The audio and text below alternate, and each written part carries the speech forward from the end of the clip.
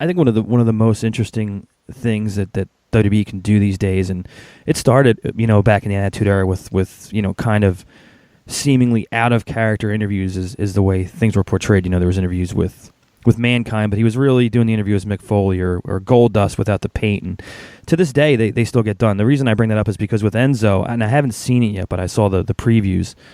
They portrayed it as this out of character interview with Corey Graves, right?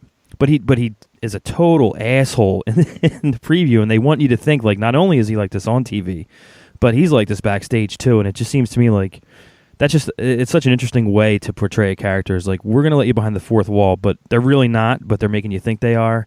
And this guy's really an asshole in real life. The reason I bring that up is because I want to ask you about Baron Corbin. With Baron Corbin, it seemed like they did the same thing. They had that documentary special on NXT and the guy's training. And with Corbin, they always portrayed him as this, I'm better than this, dickhead.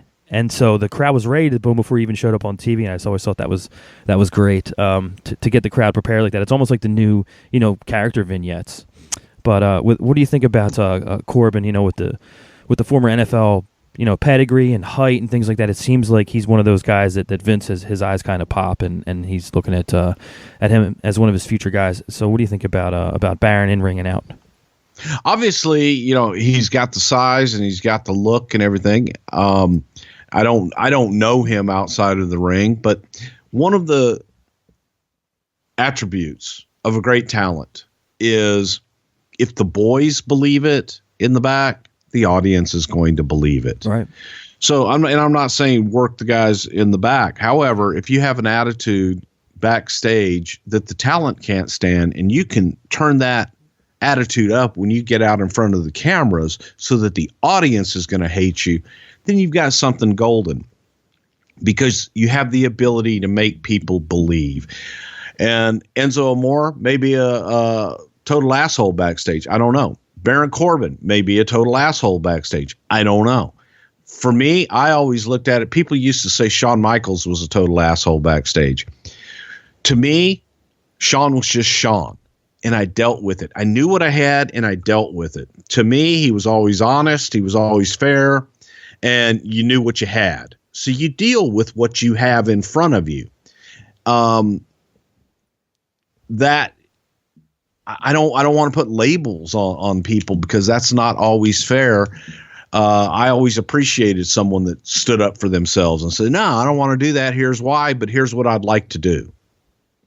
It's real easy to knock something and say, that's horrible. Give me an alternative.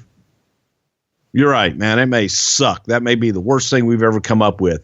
What have you got? Yeah, and it's that old adage that the best characters on camera, it's just a guy kind of his normal personality, but just turned way up to 11. And it seems like they're preparing the audience by showing these guys backstage, even if it's not legitimate, but they're kind of giving them that peek at them, like this guy kind of might be a jerk.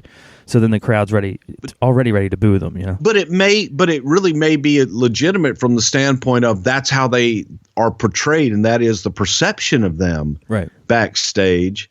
So they take that and they take pieces of it to where it's, maybe he said, hey, I'm better than this. God, why am I doing this? Man, say that. Let me get that on camera. Yeah. And to me, because that's going to piss everybody off. And whether it's reality or just a little thread of reality, as long as it works, right? And as long as I'm believing it and going, this guy's a jerk off, that's what's most important, right?